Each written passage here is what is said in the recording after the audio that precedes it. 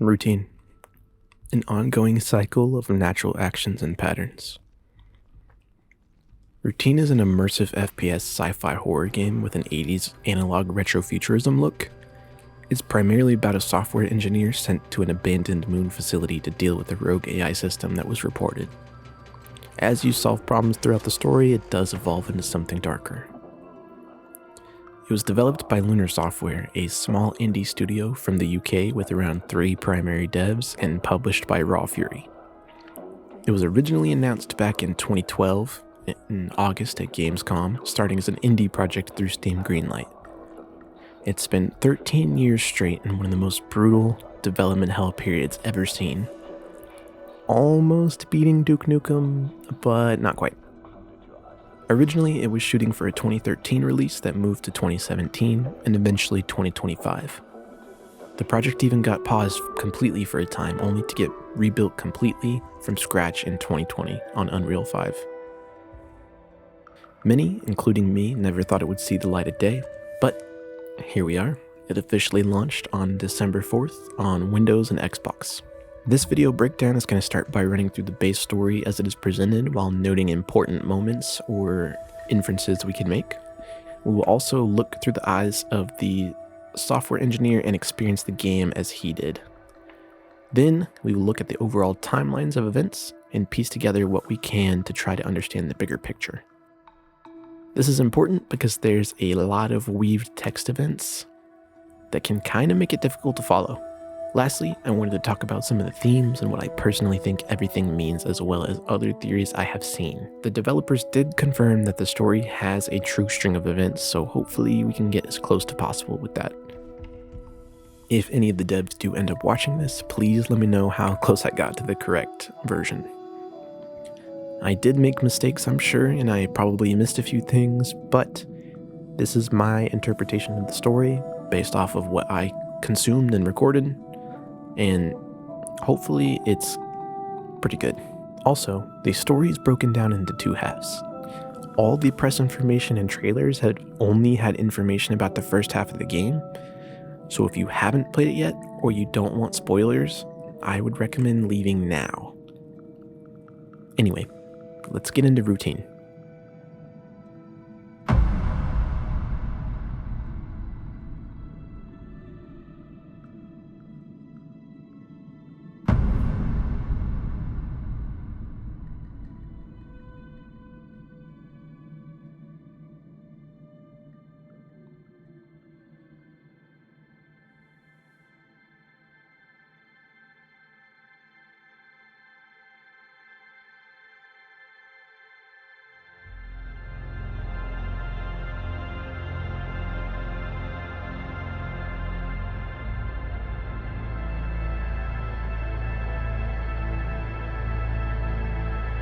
We started this journey together, chasing the unknown, seeking what we could not see. But now, we're lost.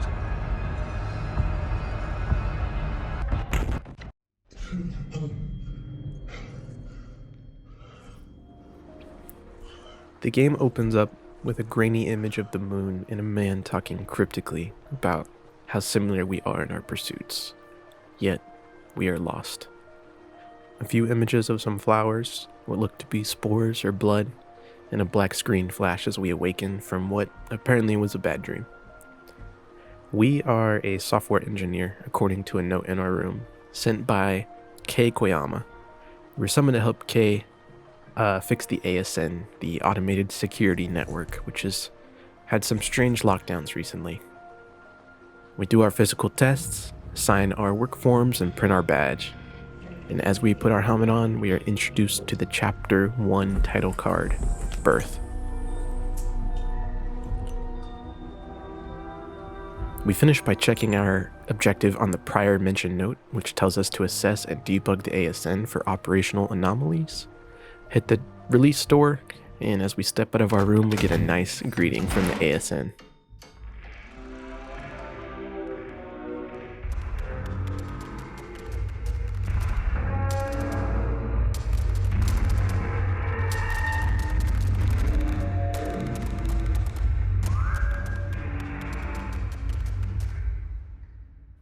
After exploring the arrival terminal for a bit, we make our way into a side room, finding a conference room that was mid-presentation, showing the CAT, the Cosmonaut Assistance Tool. This will be our primary UI element throughout the game. We save, connect to Wi-Fi, solve some puzzles, and unveil secrets all with this little guy. Batteries are required for most of the advanced functions, so we'll have to keep an eye out for those. We finish up this room by looking at the orientation and learning how to operate our CAT's PDA function to check the database, media, tasks, and manual and save the game. Moving on, we take the elevator down to the gateway. The gateway connects the arrivals, departures, ASN, and the tram entrance, so it's a big hub. Checking out the ASN gives us our goal for the first half. Nearby, we find a tape recorder from John Cooper that tells us to shut down the ASN. It requires an access code and a security ID. The voice memo tells us to seek out Kei Koyama to get this efficient security clearance. We use the tram station to head towards the living quarters, and as we walk up the stairs, we find some interesting items. A body bag, an IC toy, and a locked door for the elevator. We open up the elevator, take it down, and we find, well, another locked door. Luckily, our badge has the necessary security clearance already to open this guy up. It sounds like it just called the elevator again.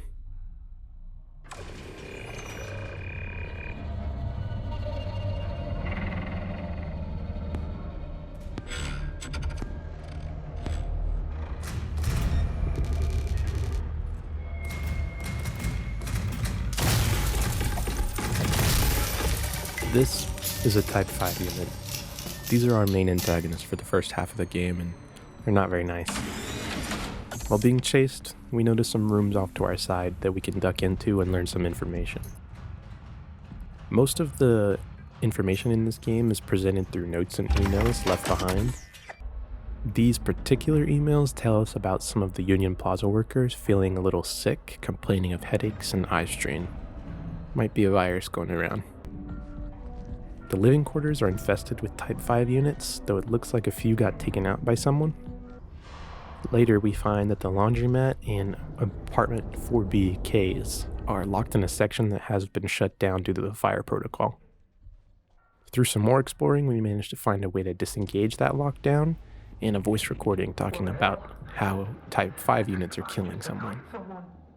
Not that surprising. The recording mentions something about a perimeter check as well. Once the lockdown is disengaged, we're able to make our way back down to the very inviting laundromat.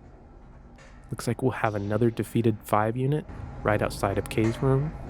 Like the other rooms, Kay's has a terminal, and above it we find her keycard, which we swap with our own, giving us the security clearance we needed. We also have a whiteboard that seems to map out a timeline of events. We see a lunar earthquake, the perimeter check, and then the ASN initiate the lockdown after it reviews some data from the perimeter check. Kinda wonder what that's about. Looks like she has some emails and media files too. And here we go, a recording of the perimeter check.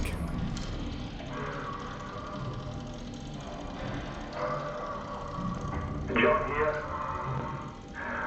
I'm just completing the perimeter check after the latest quake. Everything remains stable. Pipelines look good. Everything's operational. No damage to the base or its foundation. The ASN recorded no meteorite or small asteroid impacts on the surface.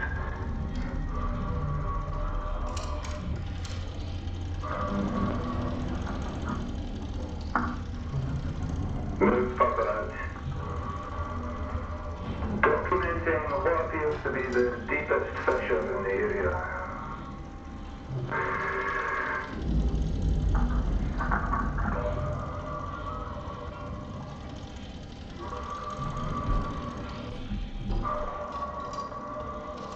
What's that? It's a sheet, thermal top, maybe.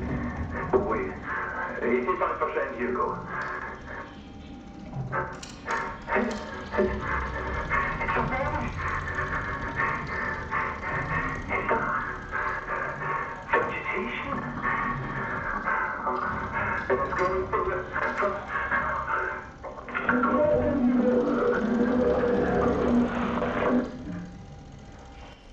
Oh, was that a body with plant life?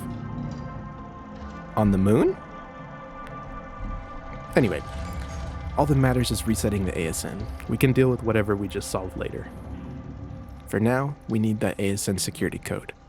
Kay wasn't here, so it's time to check out the mall. It's kind of hard to believe that that video was... Okay. After blasting this dude full of 110 million volts, then we can make our way to the mall.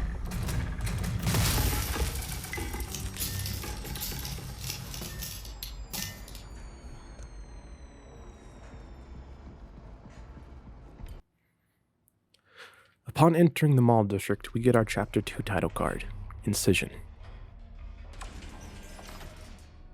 As we walk towards the front desk, we meet the full-size IC, the GOAT, actually, who helps us navigate into the district around the current lockdown. We end up taking a backwards emergency path near the tram, while the IC makes cute jokes and mentions missing Jackie. This opens us up to the full mall district, allowing us some new lore. First, we head over to the Galaxy video and learn that Cooper dropped the shutters to the mall door controls, and that the security meeting about the UltraView module got moved to Cooper's office. We head over to Cooper's office in the Megazone arcade, getting distracted by some sick-ass poses and some minotaurs. In Cooper's office, we start getting our first inkling of the larger story. We see a lot of interesting VHS movie covers around. We see a ton of flower drawings, and another mention of the UltraView. We also find a voice recording from Cooper stating that he thinks they will cover up the mysterious vegetation he saw earlier. After checking his terminal in the office, we find a video of the Type 5 killing someone that was mentioned previously.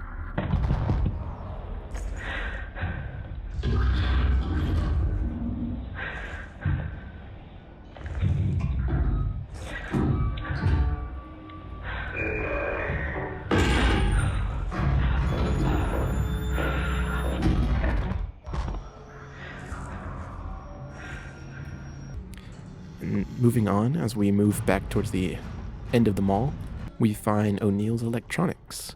We dodge a few enemies, make our way in, and collect the UltraView module.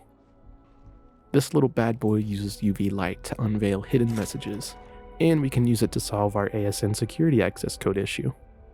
Before we move on though, we gotta check out what we find on the terminal in O'Neill's.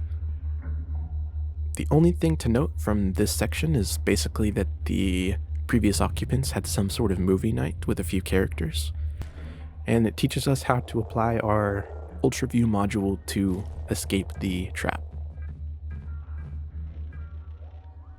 Now that we have the UltraView module, we can get our access code, and we have K's ID to use the security. We dodge some more Type 5 units and find a tragedy, I fear. My goat.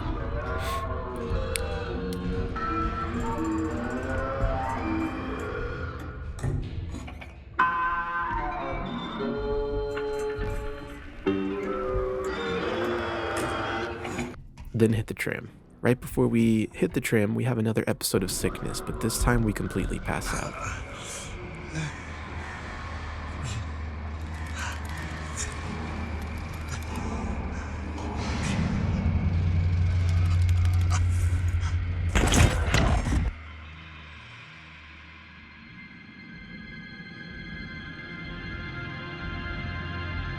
Days pass, but nothing changes. It's like time forgot to take me with it.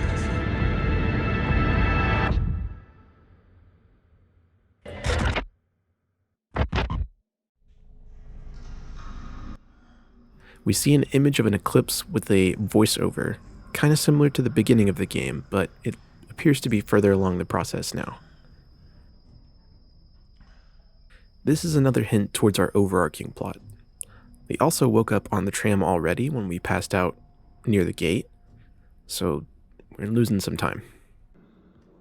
Heading over to the ASN terminal we found near the beginning of the game, we scan K's ID, use our ultraview module, and meet another incarnation of the GOAT. This is Hugo, I believe, the IC unit mentioned in Cooper's perimeter video, but it never says explicitly. He just has a line about confusing you with John. I thought that was interesting because it kind of implies that the IC units are almost like companions or pets, as they seem quite intelligent. Anyway, Hugo tells you to blast him with the maintenance module to finish overloading the terminal. Right when you aim at him though, he says he isn't ready. I fear I don't want to do this either. Rest in peace, Hugo. Anyway, after blasting Hugo, we move into the ASN core chamber. As we enter, we get our Chapter 3 title card, Recreate. The first thing we notice is a dead body and a tape recorder. After listening to the tape, we learn that this is about as far as John Cooper made it towards shutting down the ASN. Unfortunately, we're going to have to finish his job for him. He also had an interesting audio talking about trying to reach someone, and we find some more drawings of flowers. Okay. Anyway, we move into the room and start checking out the ASN logs.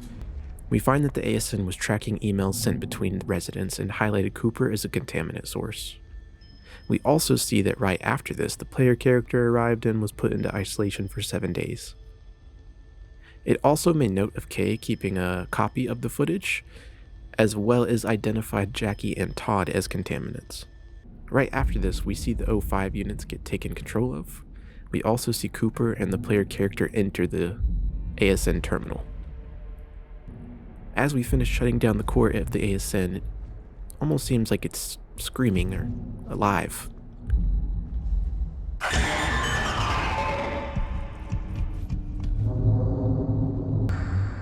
Anyway, we shoot the giant Incredibles Omni droid in the core.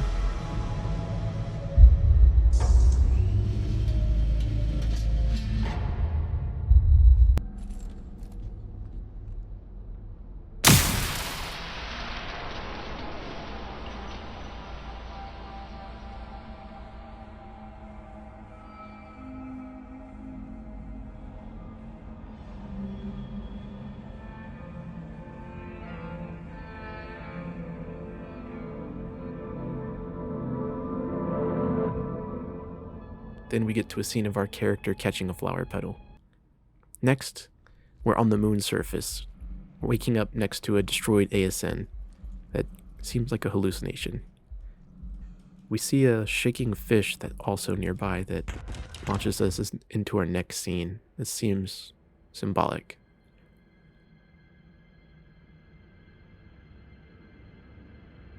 I bloomed gently,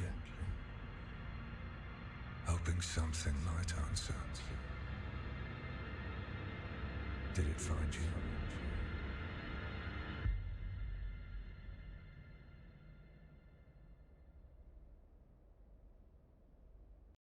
We see another scene of the eclipse progressing and another voiceover talking about blooming gently and hoping something might answer. I'm not really sure what to make of this yet. Okay, before we move into the next part, let's recap everything we know about the story so far. We are a software engineer sent to the Union Plaza moonbase to solve issues with the ASN and debug it after it has been demonstrating rogue behavior. We discover that this was caused by John Cooper finding what he described as vegetation on the moon's surface after a routine lunar quake perimeter check. The ASN perceived this as a contaminant and basically shut down the whole facility. And we also learned that many of the crewmates appear to have been getting infected and getting sick, having coughing fits, losing time, suffering from hallucinations. We don't really know enough yet to conclude anything, but we did shut down the ASN, so I guess that was our original goal.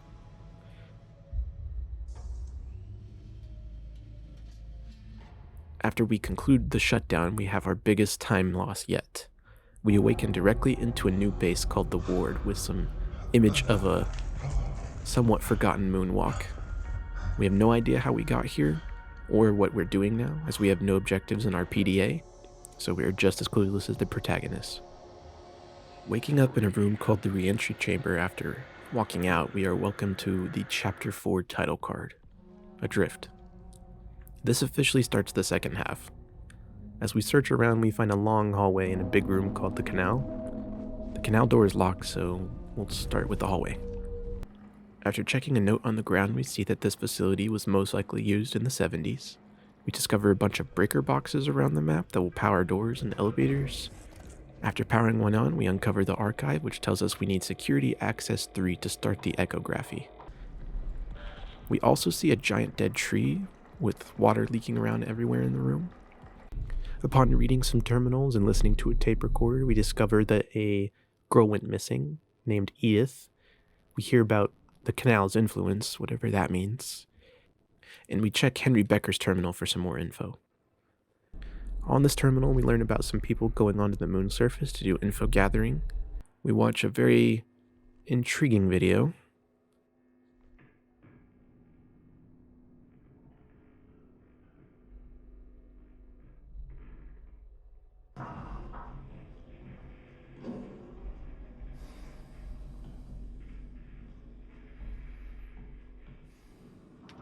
They note finding large prints, fecal or emetic discharge, and long hair. They also note something watching them and keeping track. They call it Entity A. Moving on into events, after some exploration, we find our interface module. This is probably the most important module in the game.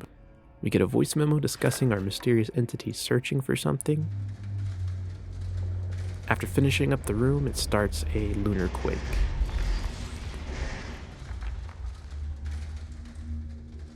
Now that we have the interface module, it allows us to access the security features within the ward. This opens up a lot of new doors. We boot up the sleeping archive machine, use the newly found security access to start the boot process, but it fails due to the server. This sends us on a mission to find the server room. On our search, we stumble across a room with a sped up video of some flowers. We also find Callie's terminal, which tells us James is going a little crazy and has locked himself in the vestibule. This is probably why we found a keypad in a locked gate earlier. She mentions that the code hints are in her locker, which will need to be opened after grabbing the code from the archive. Another reason to go to the server. We turn on the server elevator from a breaker box, take the elevator down, do some classic software engineer work by turning stuff off and on, and get the server powered on. As we finish the powering on sequence, we do get a fun little jump scare that didn't make me pee at all.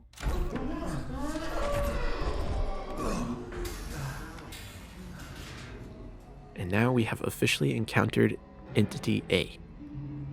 And he is invisible. So Entity A can only be seen on the interface module like they mentioned, so you need to juggle your objectives while paying attention to the sounds and navigating without getting surprised. Near Callie's locker, we do find another dead body with some fungus growing out of it that looks kind of similar to the vegetation that John Cooper found. We open up Callie's locker, find a somewhat difficult puzzle, which after we solve, we have our key code. This allows us to open up the vestibule. After grabbing our Tier 2 upgrade, it unlocks the lift elevator, which will allow us to access the Annex facility, which hopefully will have the Security Level 3 module. But before we're able to get there, we have to take a moonwalk.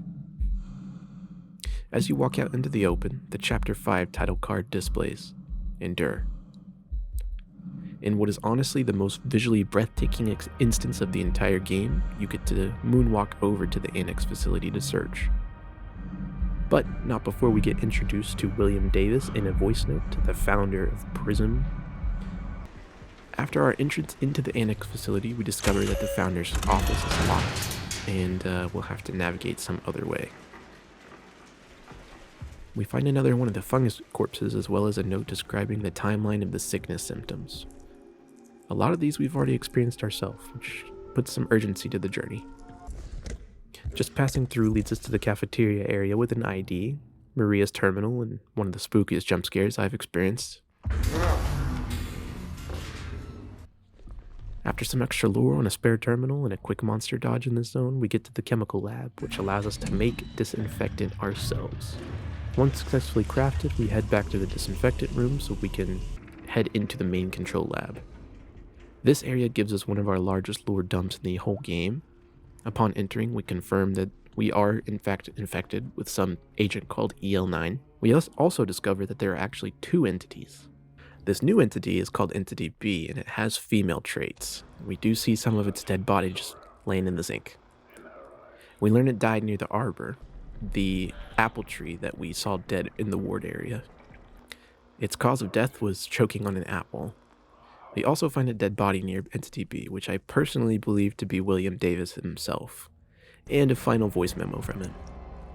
Using William's newfound ID, we can go open the path we saw earlier. Upon entering, we are able to reroute the water, open the cistern, which was previously filled.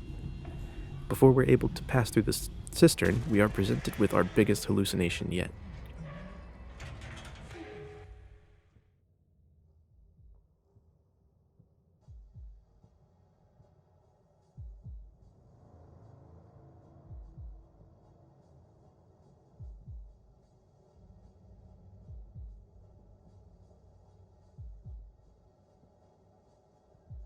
We see Entity B in some kind of humanoid monster in a bowl with an umbilical cord still attached.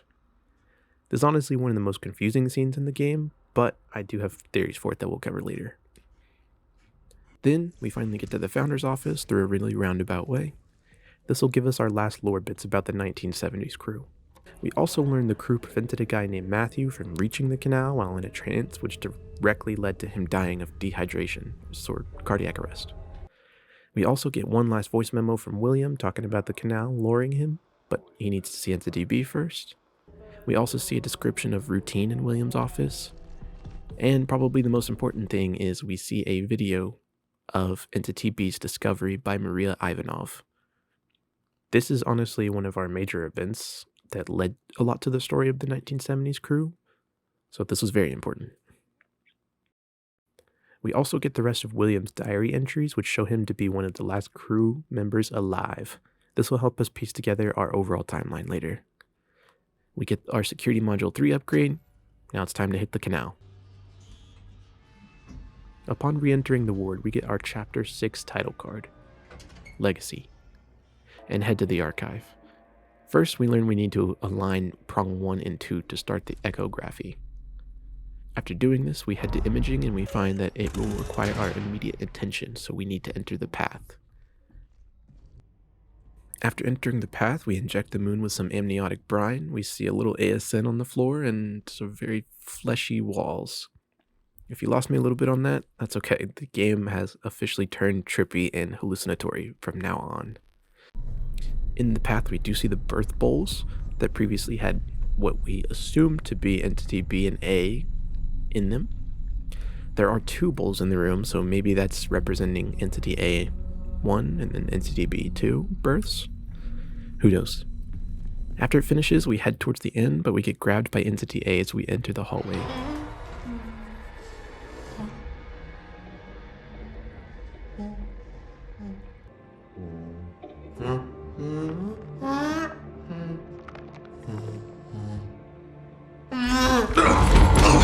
It gets distracted with a video of Entity B we got from William's office. This means that we can safely walk past and finally enter the canal.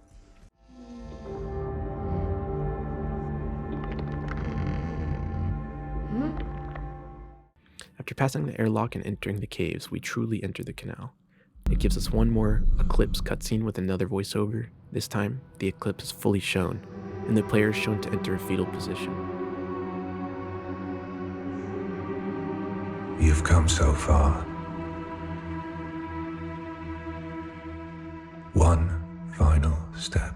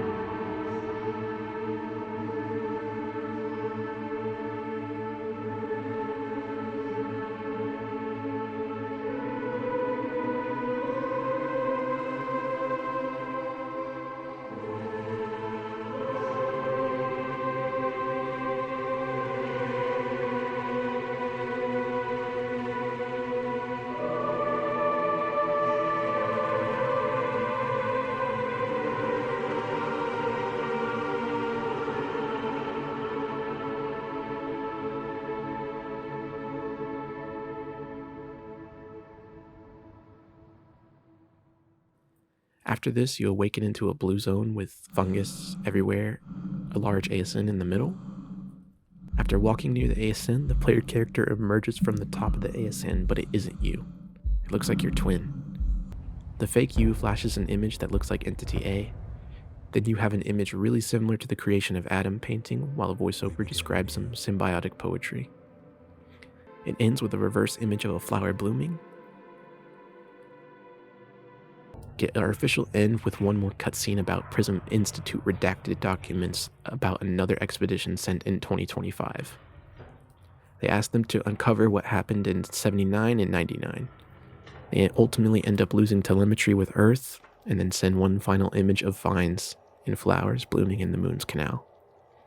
The game ends with one final chapter title card. Rebirth. The flower begins its bloom. Okay, so what the heck did I just watch is probably what you're thinking. I kind of skipped over a lot of stuff in the second half just for the sake of explaining the big moments, but when we get to the timeline, we'll break down every moment. At least my rendition of it. Just to recap the second half of the story so we can all be on the same understanding. We shut down the ASN, hallucinated our way into the ward. Our goal is unclear. We choose to just enter the canal under the summons of the infection. We need to complete an echography of the moon first, which will require us to get to the security module 3. This leads us on a diagnostic adventure and uncovering information about an invisible entity A, which stalks us throughout most of the second half. We also learn about some kind of moon infection from the fungus, which causes most of the crew members to get sick and develop erratic behavior. After grabbing Security Module 2, we head to the Annex facility to grab Module 3 from the Director's office. While there, we learn about another entity called Entity B that is female. She died from an apple. This leads to Entity A searching and hunting for her, but being unable to find her, leading it to become hostile. We also see some kind of child-like entity in a cutscene that we presume to be Entity A. After we learn this, we grab our upgrade, head back to the ward, align the prongs, inject amniotic brine, complete the echography, and then enter the canal. Inside the canal, we see the ASN, lots of blue, a twin, some hallucinations, and that wraps up the game. But what can we make of any of that? So the timeline is basically going to go through all the events on the notes, or any of the voice recordings where we have digestible dates, or just major events. We generally have 3 time periods within the game. That's going to be 2 major ones, with the game taking place primarily in 1999. So we have the 1970s, the Prism era, the 1999, the Union Plaza era, and then 2025, the modern era. Let's start with the 1970s. We have 14 Prism employees, 2 mysterious entities that'll be interacting depending on your interpretation. We see a video claiming Prism was founded in 1964. We also see on a note that they originally detected a lunar quake for the first time in 1974. We can probably theorize that sometime between 74 and 77 that they set up a base. This tells us a little bit about the company's history. Between the notes and the audio recordings we find in the ward and the annex, we can deduce that Prism's main objective is probably to search for alien life or investigate the canal. We can assume to some extent that they already know something is strange about the canal. They definitely know it has unusual properties, but we don't really know what they know. I guess it is interesting to consider the possibility that the canal pulled Prism to the moon. Now, let's see who all came on our trip from Prism. Okay, we have in order of appearance, Edith Stone, lead geologist, Yan Leung, lead biologist, Judith Weber, the psychologist, Henry Becker, lead physicist, Matthew Gerard, physicist, William Davis, the founder, Sophia Robinson, engineer, James Mason, engineering tech and archivist, Barbara Clark, lead ecologist, Koichi Ito, lead horticulturist, Callie Nair, horticulturist, Paul Vargas, engineering tech, Kenneth Murphy, lead engineer, and lastly, Maria Ivanov, chief physicist. These are our 14 characters that are mainly mentioned during the emails, diaries, and notes around the world. There are likely more characters that came to the moon given the fact that they have chief/lead roles, but these are the important ones. Our first known event on the timeline is on December 12th, 1997. The team had a canal exploration mission with two key events. One, Edith Stone, our lead geologist, ends up going missing. Yan saw her go into the canal but didn't see anything. This caused them to now require an appointment with the base psychologist, and all team members to be paired up and tethered to a partner now. 2. Team collected some samples during the exploration mission that showed signs of Styrian biomarkers. This basically confirms the presence of ancient life. We don't know if the biomarkers belong to the moon fungus thing or what, but they're there, so something existed. This was kind of the big event in the facility that sparked a lot of the record keeping we find laying around. This also sparked Judith, the psychologist, to add the diary function to the terminals. This is kind of how we get a lot of our small tidbits of information of lore. Our samples were officially tested and confirmed for life on January 25th, 1978. We also had some small info from Yan's diary, remarking her missing Edith and discussing the biomarkers. After this, we have a big gap in information for about 5 months till June 24th of 1978. Here we just have a small diary entry from Callie, where she says the canal must be significant in some way. After that, our next major date is 1 month later on August 23rd, 1978. This is when the team goes on the canal sample collection mission. They end up finding a mucus-like substance on one of the scoops. This ends up being very important because 2 days later, on August 25th, they discover proteinogenic amino acids within the substance. Proteinogenic amino acids are the building blocks of protein and are created by cells. This basically confirms current living life on the moon, not just ancient. Simply put, life other than us. The interesting thing is that this is about 9 months from when Edith disappeared and when Entity A started appearing. This kinda indicates he was born around this time, perhaps? This is also the first day we get a diary entry from James Mason, the archivist. He thinks there's something strange about the tapes he received that were recorded during the exploration mission. He starts having some hallucinations about needing to cleanse himself before entering the canal.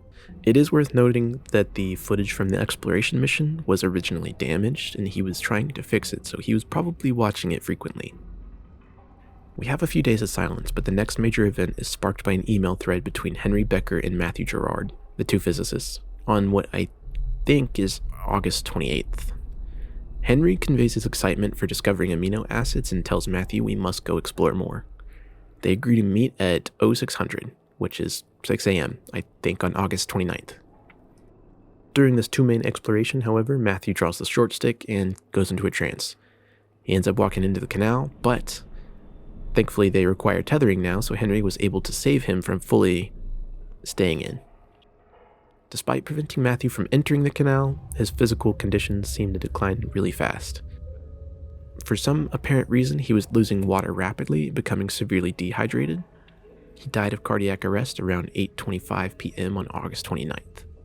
So, from this, we learned something else was happening to the prison employees. Even though Matthew didn't enter the canal, he was still affected by something. We have about a week of silence with no diary entries, even from Henry, who just lost his friend, but we do eventually get our first entry from him on September 8th, 1978. He suspects we brought something back from the canal. I think this is referring to Entity A, who I think followed Matthew and Henry back to the base. We also get some voice notes from Judith discussing the others are unraveling. This is Dr. Weber, clinical psychologist for prison. Today is the 8th of September, 1978, 11:28 LTC. The canal's influence is undeniable. They are essentially unraveling an unusual series of effects, both remarkable and concerning. I suspect I will soon follow. Until then, I remain committed to my work, observing and documenting the canal's effects on personnel in the ward.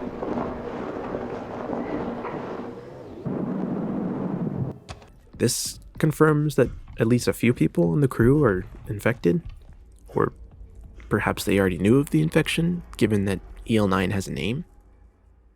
Anyway, we get our first mention of Entity A appearing on the interface module from James that day. He sent an email to Sophia asking if it was broken and to investigate. The next day, on September 9th, Sophia's diary confirms that she was seeing something too on the module. On September 12th, we get a note from Henry saying he's been seeing physical signs of Entity A in the form of prints, hair, and a medic discharge. He documents all of this in the markings video. Sophia also confirms she thinks something is watching everyone. The next day, she notes that whatever is watching everyone is pretty tall. This more or less confirms for sure that they have been seeing Entity A, in fact. We also have a diary entry from Yan on September 21st, do you remember? Saying she's experiencing hallucinations and losing time, but she's embracing the process. The loss of time and physiological symptoms confirm that Yan is infected. This tells us that at the minimum, anyone who went on the canal exploration mission could already be infected.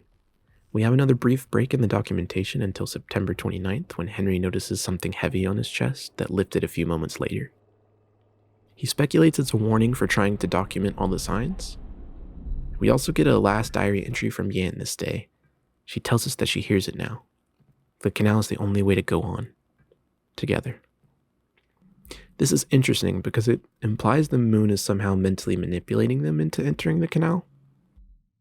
On August 1st, 1978, we get a medical report for Henry, noting light sensitivity and feeling not too great.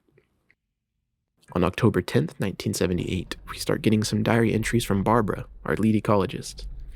She notes that she's missing time after working on the EL9 disinfectant. Also notes that where they are feels significant. Moving on to November 1st, 1978, we get another diary entry from Barbara. She speculates that we aren't meant to be in this ecosystem, or in this place. This ends up being our last note from 1978. Or we can assume Entity A was just hanging out with them for a couple months, I guess, during this time period.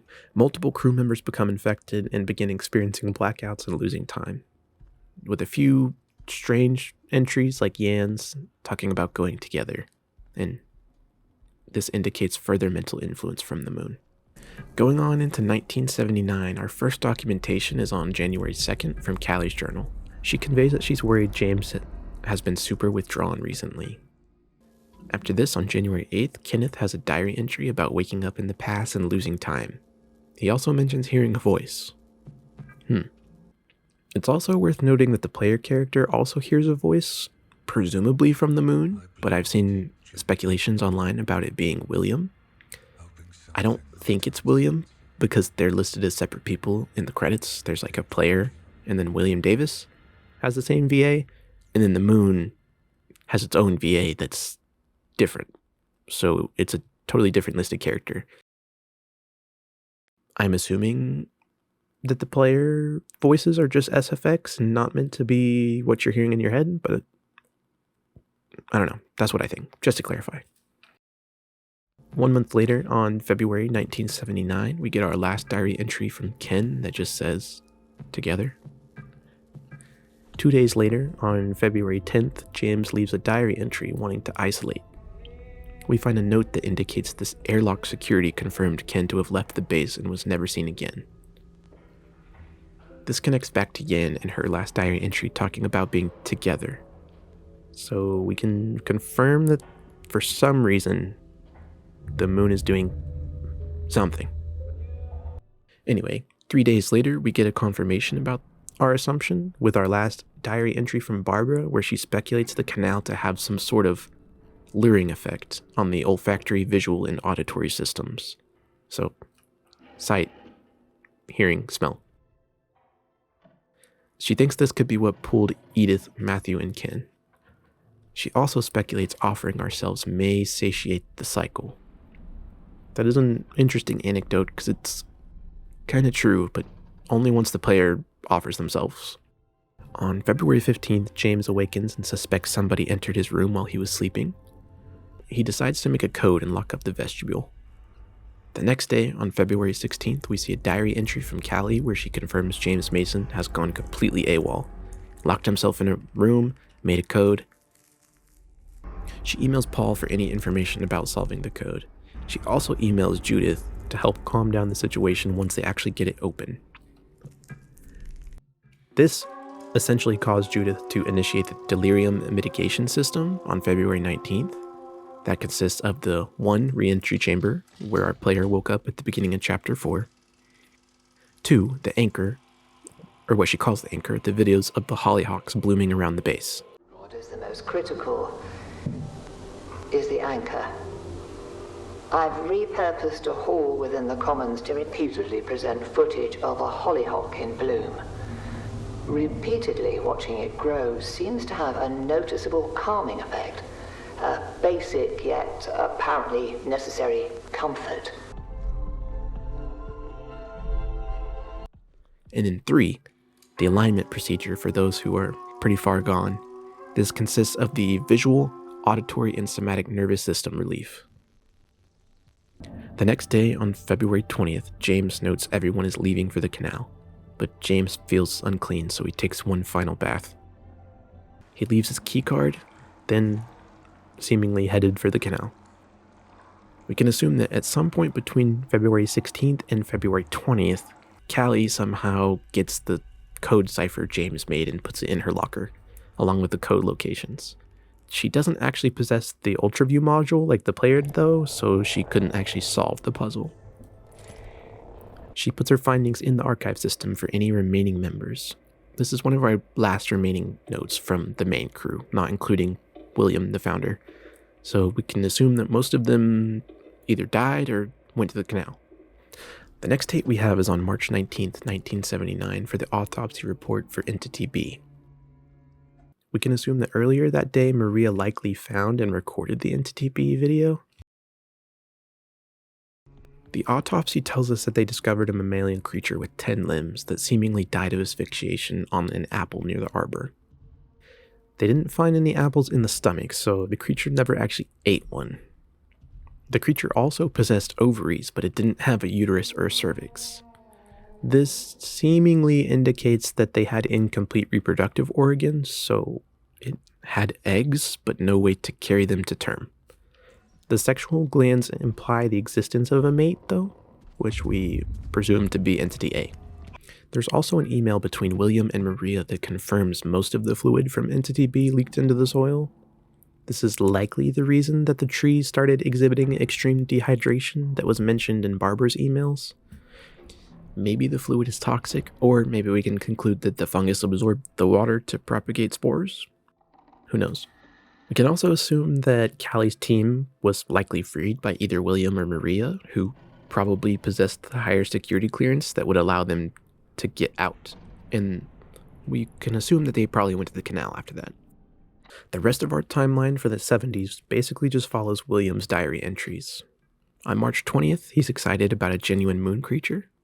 This confirms that they didn't have complete contact with Entity A prior to that.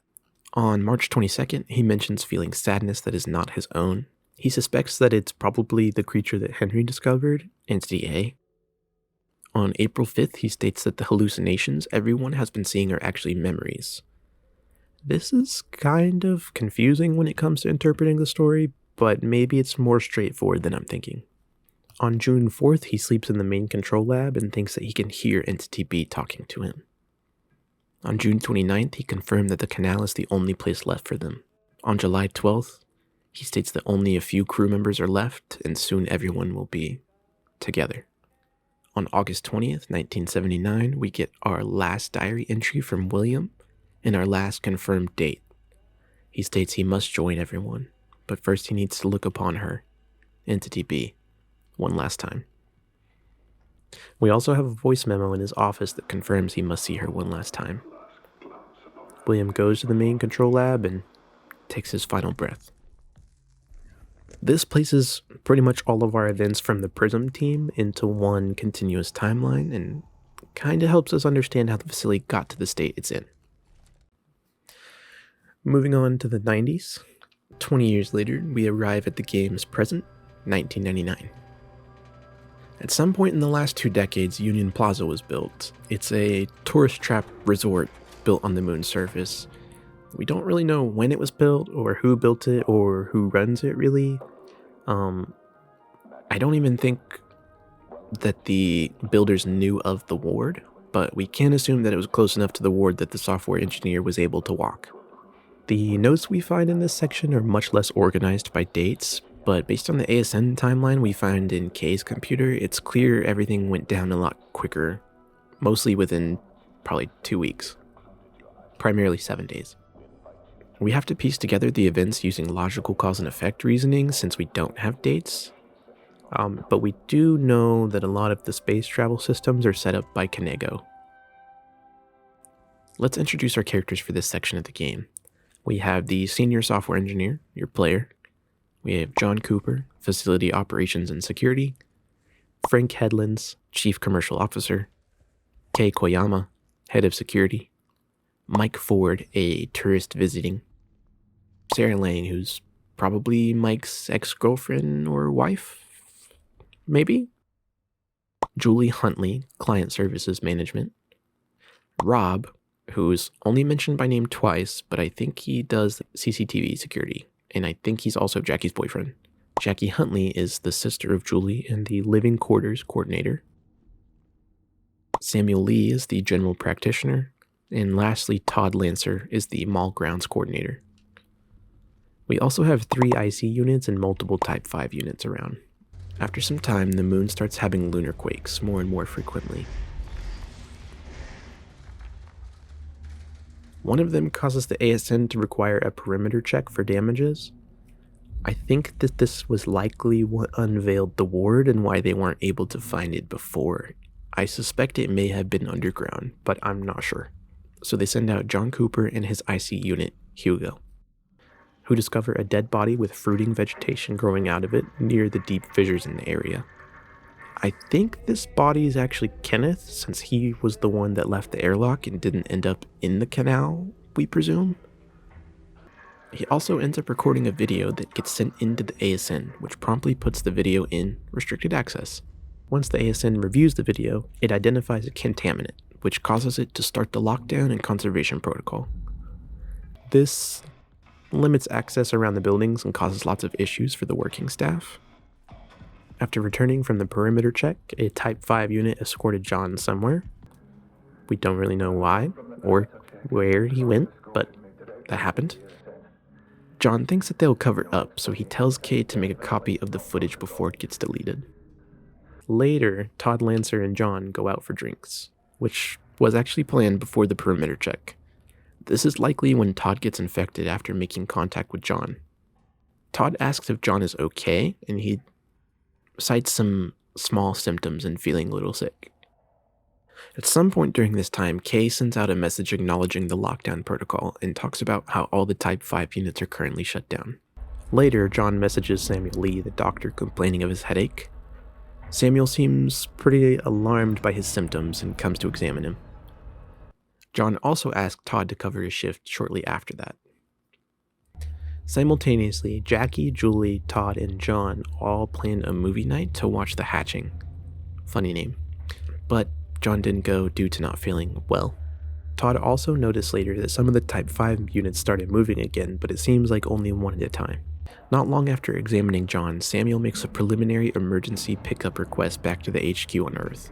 Shortly after, Jackie also messages Samuel complaining of similar symptoms. Not long after that, Todd messages as well. At this point, we can probably assume most of the staff is infected, which the ASN later confirms with a log identifying Todd and Jackie as contaminants. This is what ultimately caused the ASN to override the Type 5s and start eliminating infected individuals. While in the living quarters, Cooper sees a Type 5 unit kill someone and stuff them into a body bag. I'm pretty sure he ends up killing Mike Ford, the tourist who was about to leave Union Plaza. I think this mainly because if you read his emails, you can see that he got his ex-lady friend Sarah a gift and mentioned that she would really like it, which when you find near the body bag, you find an IC toy, so it kind of implies that that's probably him, so rip Big Mike. You also find a voice memo from Cooper that claims he thought it was the visitor, aka Big Mike. We do know that Todd Lancer sent a mass email warning about the Type 5s, but unfortunately, the ASN had already shut down the communications. We see a similar email from Kei Koyama as well. Ultimately, the Type 5 units start systematically eliminating all the infected contaminants, but John Cooper is able to somewhat safely make his way to the ASN. At some point during that, he left just enough notes and tools around to help our player character to be able to make their way through the facility. For some reason, he hooked up Hugo to the ASN to do some kind of bypassing, once again confirming that IC bots are kind of the goats. Not really sure. We eventually find him inside the ASN core room dead. We don't know what from, though. That leaves all of our Union Plaza employees dead or missing. This recaps all of the known events that happened in Union Plaza, with the software engineer, the player, arriving some 1 to 7 days after John Cooper dies. Anyway, let's do one recap of the 90s just in case you missed something. Basically, a lunar quake caused the ASN to schedule a perimeter check. While on the perimeter check, John Cooper found a dead body with fungus, which caused him to be infected. He comes back, goes to drink with Todd, infects Todd. Todd, Julie, and Jackie have a movie night the next day, so they all get infected. Meanwhile, the ASN is keeping track and making notes. After discovering many individuals infected, it starts a complete lockdown and takes over the Type 5 units to start killing individuals. This leads to John security locking some things and leaving notes around the facility to lead the currently isolated software engineer on the path to shutting down the ASN. He does make it to the ASN inner core, but mysteriously dies, likely from a Type 5 unit injuring him prior. Finally, we come to the end of the game, 2025. We are presented with a CIA redacted styled report from the Prism Institute. It was a mission to contain and recover data from the Canal expedition teams. They do specifically mention John Cooper discovering the spores or vegetation causing issues for the Union Plaza. They also specifically mention our player character entering the ward and shutting down the ASN. They mention how contraction events align with the pattern from the original team. This kind of implies that they know the moon is alive and birthing something, sort of. And not just that they're lunar quakes. This kind of helps us understand at least a little bit more of what the team knew prior to setting up the Canal base, but again, we don't know much. They basically send the team in to find all the data and scrub the scene. Upon entering the ward, though, the 2025 team finds heavy particulate matter. Think dust or pollen, or spores. The Earth team lost telemetry after some interference, but they eventually sent one final image of the Canal. It has the fungus that was once fruiting, now flowering. Okay, there's honestly kind of a lot to unpack here for a game that's only 5 or 6 hours. We have over 20 characters, over 3 different timelines, and lots of mysterious elements. But we do already have some good speculations on the overarching story and general events, so let's start by discussing some of the major themes first. The theme of birth is probably the most blatant theme throughout Routine. It's primarily in the second half of the game, but it's pretty on the nose. We have the canal, which is birth canal, for the moon. It's literally in a cave. You fill the moon with amniotic brine. Amniotic fluid is technically the protective liquid in birth that surrounds the babies. That's actually what comes out when your water breaks. Brine is basically a preservation technique that can enhance the flavor for something. I think in this context it's meant to represent preservation. So you're literally injecting preserving uterus fluid. Probably make more sense if you removed it, but I understand the symbolism. Then you have the ripening and induction, which refers to prepping the body and inducing the birth. Maybe you could think of it as filling the moon with more liquid to push the baby out. Plus, there's literally a voice memo where Judith mentions that the lunar quakes are literally contractions. And in the 2025 mission report. There's also the literal birth we see of Entity A. I mean, we see him with an umbilical cord in a bowl. The baby bowl. And we found 2 bowls before, so we can probably assume Entity B was born at some point as well. For some reason, the ASN seems greatly connected to this theme in general. We see it in the path near the amniotic brine injection and on the dark moon surface with the robot fish, which I think, by the way, I think the fish represents us, like the player character getting like fished, like hooked by the fungus, like it's like reeling us in type of representation. And then we also see our clone duo come out of the ASN. I think the ASN probably represents 1, the moon, and then 2, you could think of it as like a placenta or egg, but I think most likely it represents the moon, as in it is the moon, and then we are the fish being brought to the moon. It's kind of one of the more mysterious elements, honestly. But yeah. Next up are the themes around grief and loss. Routine kinda has a lot of death. All the characters we read about, not including Entity A, die, but none of them are really presented as grief or loss. They're more so like faceless deaths to us, the player. Like we might hear their voice or read their interactions, but they don't really mean anything to us. None of them seem coherent enough to represent real grief other than one line Yan mentioned about Edith, and I guess William's feelings about Entity B. The real representation of grief and loss comes in the form of Entity A missing Entity B. After Entity B's death, we find an audio log from Judith that implies it's searching and seems upset. It searches for something. We also see a diary entry from William stating that he feels sadness that is not his own. That's probably the truest form of loss the game represents. Entity A presumably lost its lover and feels grief about the situation. It's not clear what level of intellect either entity possessed, but clearly enough to understand death, but not maybe enough to understand how it was caused. Anyway, next theme we have is growth or flowers.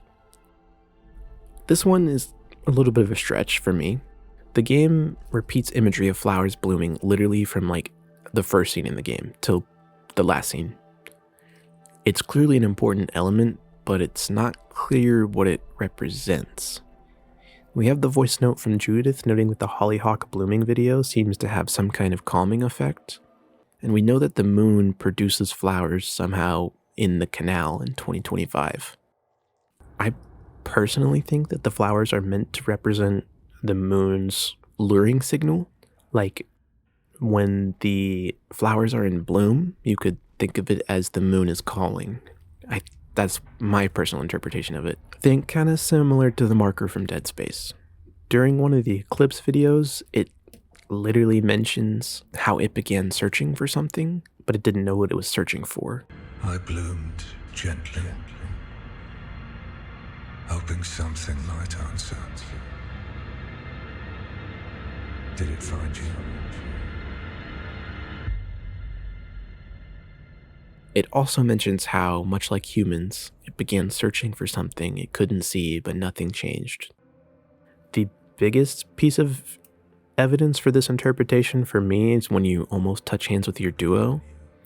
It shows a hollyhock reversing its bloom back into its bud.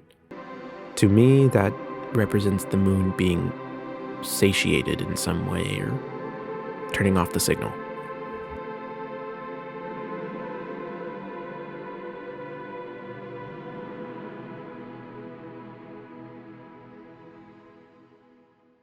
The next theme we have is Christianity. Basically, God, Adam, and Eve. There are some pretty deep religious themes in this game. primarily Christian ones, but there's also some paganism, Islamic representations, if you think of it that way. The Christian themes come primarily from the blatant representation of Adam and Eve for entity A and B. Entity A could literally stand for Adam, so the first entity discovered. Entity B isn't necessarily born of Adam, but is his female counterpart, which would make her Eve. This is reinforced by the note William had on the autopsy indicating the entities have pairs. The biggest parallel between Adam and Eve, however, comes from the fact that the arbor in the ward has a single apple tree that Eve partakes in. It's literally representing Adam and Eve in the garden. However, the twist from this is that it actually ends up spelling her demise and not just like her religious demise. After Eve eats the apple, she dies of asphyxiation, or choking to death, basically. This is kind of interesting because in the Bible and the Torah, the apple represents knowledge of good and bad. The entity lacked the knowledge to not eat something unfamiliar to her. So this parallel kind of reinforces that the moon would be God in this story, especially given that it recreates the creation of Adam painting with the moon in what is normally God's, like God's spot. It implies that you gain enlightenment or something after joining the moon. I endure through you, you endure through me. I at one point also speculated that maybe your character could represent Abel, but I don't think that is really what it was getting at. I will say, all of this theme is a little bit reinforced because I may have been a bad boy and opened up some game files. I did note that when entity A was a baby, it was called sibling, and it actually had a significant amount of animations that were cut, and maybe at one point could have been an entirely different character. It's kind of hard to speculate on that since we don't really know what the intention was, but I can at least conclude that the baby was going to have a bigger role. In the game files, we also see that the entity A and B are literally called Adam and Eve in the files, so that kind of hammers that head down. Our next major theme from the game is femininity. Especially with all of the birth representations, the moon is clearly meant to be female, but we also have entity B and her female organs. We can't say for sure that entity B gave birth, but we can definitely say that she's female. We also have the imagery that the ASN represents the mother of the robots in a sense. It might be more accurate to say that the ASN is a protector, but in some sense, the ASN clearly represents an egg or the moon.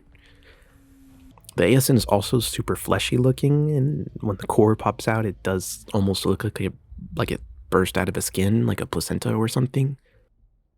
So I think we could definitely consider the ASN to be alive, sort of, like the moon. Femininity also brings in the paganism and Islamic elements I mentioned earlier. Almost every religion in the world kind of has some representation for the moon and the sun. But frequently the moon is feminine and the sun is masculine. In some Islamic subdivisions, they consider the woman to be like a reflection of the sun. Also in Greek myth, Apollo is a sun god in Helios. Artemis is a moon god in Selene. Princess Kaguya is from the moon. Like, there's a lot of parallels that the moon represents women. Another theme is routine. Literally the name of the game. What is it meant to represent? Google described it as a sequence of actions regularly followed. A fixed program. The game describes it in the opening and in William's office as an ongoing cycle of natural actions and patterns. The game describes it as something more natural and gives it more nature-related imagery compared to the Google translation, or Google description. This is important because the game is likely saying routine is the life cycle around the moon, or the process it goes through to feed or rebirth or whatever it's doing. It's shown especially in the chapter title cards: birth, incision, recreate, adrift, endure, legacy, rebirth. Rebirth being labeled Chapter 1 again, implying a restart. The moon goes through this infection stage again and again to propagate. It infects, it hallucinates, it compels, it consumes, and then it does it again. It's a routine. You also have the obvious routine that everyone on Union Plaza and the ward were all like workers other than Mike. You have a routine as a worker, something you're expected to do, something you're expected to repeat and continuously do. It's just another thought, I guess. Is it really a coincidence that the first person to die anywhere is the only one that didn't have a routine at the time? Maybe. Another theme we have is cosmic horror. Cosmic horror is basically a subgenre of horror that centers on the vast and different universe where humanity is entirely insignificant, and the main terror of it comes from the feeling that our existential dread is so insignificant it means nothing. A common thread in cosmic horror is the idea that there are entities out in the universe that are so incomprehensible to us that even looking upon them would drive someone insane. Given the amount of visions and hallucinations we see, which are presented to us using familiar imagery, it wouldn't be unreasonable to say that our minds literally can't comprehend the truth of the moon. We really and truly kind of understand so little of what the canal is or how to interpret it, so who's to say the moon isn't a cosmic god? It's like sleep token. Especially given the creation of Adam imagery, where it clearly parallels the moon to a god about to bless us with enlightenment. Similarly though, whereas to us, this moon fungus is clearly parasitic, which automatically makes it feel evil, it doesn't really care about us at all. It existed on the moon evidently since ancient times. It will probably exist on the moon for who knows how long. It would still exist even if it never came into contact with humanity. It doesn't care about us. It doesn't want destruction. It doesn't want to dominate. We just were there, and so happened to step in its way. The eclipse is not necessarily a theme per se, but it is some significant imagery I wanted to touch on. The eclipse seems to be two spheres intersecting on a larger sphere. I think this represents primarily your consciousness as the bigger circle, and then you and the moon on the second. As the infection progresses, you become sicker. Like, we literally see the eclipse progress as the game goes on, with like the culmination being at the end of the game. We could interpret this as being part of the routine as well. Interestingly, the ASN parallels the moon as we parallel the robots, since the ASN takes control of the robots and compels them to do things. The moon takes us over and compels us to do things. I think this could also represent two cells merging into one, or it could represent like insemination in some way, like of a sperm inseminating. It is worth mentioning that the operating system on all of the PCs in Prism and in the Union Plaza were on Deimos OS. That's the Greek god of dread and terror, which furthers the cosmic horror themes. And then Deimos in real life is actually a moon on Mars, which I think is kind of funny too. It's like, I see what you did there. Cheeky Debs. Who knows? Maybe they're kind of saying there's more than one moon god? I don't know. One of our last themes is the theme of duos, copies, twins. You kind of see a lot of the imagery around in this game from that. We see the duo VHS tapes in the story and in Cooper's office. We see duo tether teams that are required in the ward. We see duos of counterparts, Adam and Eve, the duo of Sun and Moon, the duo of Moon and Earth, the player in the moon. Duos are clearly significant, especially in terms of like parasitic rebirth or whatever it's meant to represent. I endure through you, and you endure through me. Alright, let's look at some of the chapter names real quick before we move on to my interpretation. We see 7 chapters in the game. You really only play through 6, but the last one's in the credits. They are named Birth, Incision, Recreate, Adrift, Endure, Legacy, and Rebirth. Birth is pretty straightforward. It's likely meant to represent the start of the process. Incision is a cut. This could be referencing C-sections, but I'm not too sure. This is the chapter that ends with you actually getting to the ASN, so maybe that's what it's referencing. Recreate is a little confusing because all you do is turn off the ASN. I'm not sure what it's meant to represent. 4 Adrift is likely just meant to represent your confusion in a new area and how you lost it. Endure, number 5, is when you come to the annex facility. This is likely just in reference to enduring the journey. The last survivors died in the annex zone, so most likely that could be what it's referencing.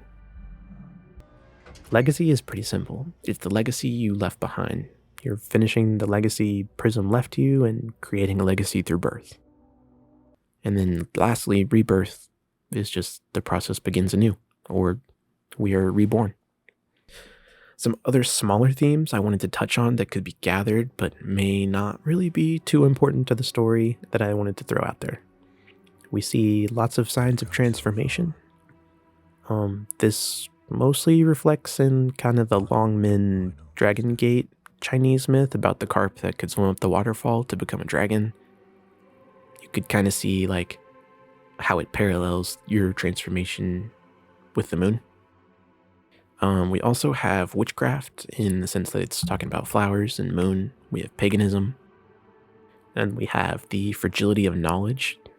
Anything that wasn't written down by Union Plaza or the Ward was lost. And we also have a little bit of our theme of perception. Okay, so there's clearly a lot of moving parts and obvious themes, but what do you make of any of it?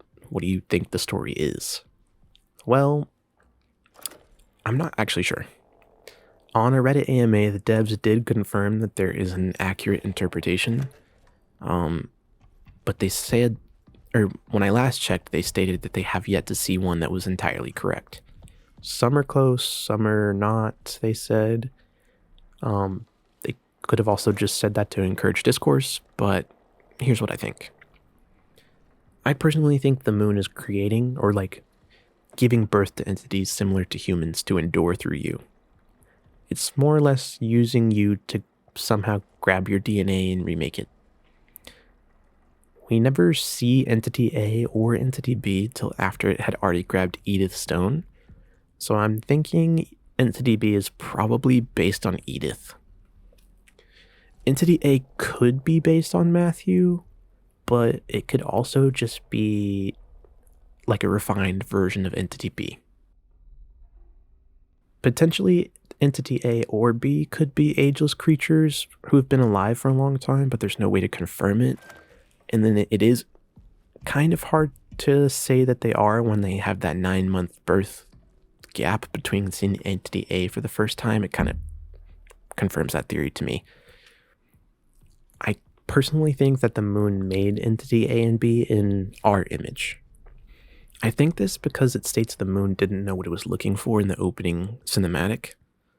The moon clearly has some kind of luring method, but the crew knew something about the canal before even stepping foot near the ward. I think the moon could be seen as luring people in part of its routine to create and birth a human for whatever reason. Perhaps it just needs you for sustenance, but that wouldn't really explain the birth elements. The moon clearly represents a Christian incarnation of God, given that it already produced Adam and Eve. I personally think that the reason the copy of you flashed the model of Adam was because the God made man in his image. This could be the moon's visual image of itself, so it produced Adam like that. Then it goes into the role of God by copying the creation of Adam painting, where it literally takes the spot God traditionally assumes, while the player takes Adam's spot. This is normally meant to represent Adam receiving enlightenment, so maybe it's saying we are becoming enlightened from the moon? Are we maybe reincarnating somehow? The player does take a fetal position before entering the blue zone, which I by the way, personally think represents heaven. Heaven is the realm of the skies and where God resides, right? It's blue. I think it's like the extreme of heaven. The dark blue is like meant to further forebode the themes of the realm beyond humans. We do see what I guess could be considered angels with like the tendrils going around. And then we see the ASN, but I mean, shit, maybe this is just how your brain interprets it. Who knows? Overall, I think entity A and B are meant to be mates. I think the baby was actually entity A being birthed. It feels like that's what the game was trying to say, especially with William stating that the hallucinations are memories. It feels like that would make the most sense. It's kind of unclear whose memory it would be, but you could just chalk it up to a hallucination. Entity A is meant to be the protector of Entity B. The moon was trying to copy the humans, but it kind of failed. Entity A and B don't really fulfill their intended functions of propagating through birth, considering Entity B doesn't even have all the correct organs. And honestly, Entity A and B seem somewhat malicious towards the humans, so it seems as though the moon can't entirely control them. I personally think the moon is calling a bloom or like a lure to bring you to spread and be reborn so that it may propagate, kind of like a fungus. You create the perfect version, the perfect rebirth. The moon is a big rock, an infection, a fungus, and a plant all in one. I'm pretty sure the moon is in your head talking to you. Ultimately, it's all part of just a natural life cycle, all part of the routine. I will say my interpretation could change if they ever decide to add in cut content, or someone proposes an idea that I think fits well with what I already think is the case. But this is just what I could piece together for the story after combing through 3 playthroughs and going through all the lore. I have seen a lot of other interpretations as well. Some I agree with, some I don't really agree with. If you have anything you would change in my personal interpretation, let me know. I'd be curious to know what everybody thinks. I've obviously been really enjoying the game. I've never made a project like this, so kind of hoping it turns out good and everyone appreciates my effort on putting the story together. Just one more thing, just to throw out some leftover mysteries that we had. Really know what entity A and B are. We just can assume that they're mammals, and we don't know how old they are either. We can kind of guess if we assume that our theory about them being birthed is correct. That would make Entity A like roughly 20 years old by the time of the game. Entity B would have been like maybe 2 years older. Now, we also don't know how old the moon is.